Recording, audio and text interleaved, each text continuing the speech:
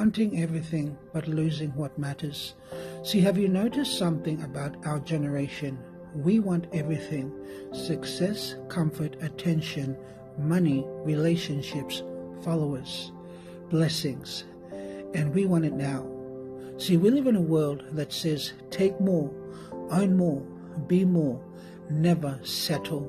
And here's the danger.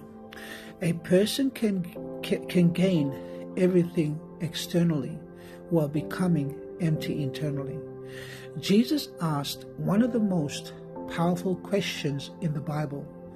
What shall it profit a man if he shall gain the whole world and lose his own soul? Mark chapter 8 verses 36. That's the crisis of humanity.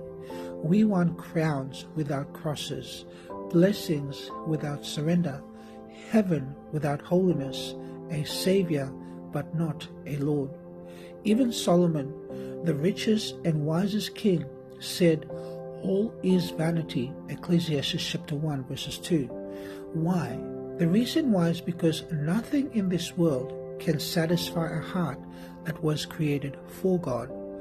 You can fill your hands with possessions and still have an empty soul. But Jesus offers something different. Not temporary happiness, but eternal peace. Not selfish ambition, but purpose. Not the whole world, but the kingdom of God. And maybe today, the real question is not, what else can I gain? But what am I losing while chasing everything?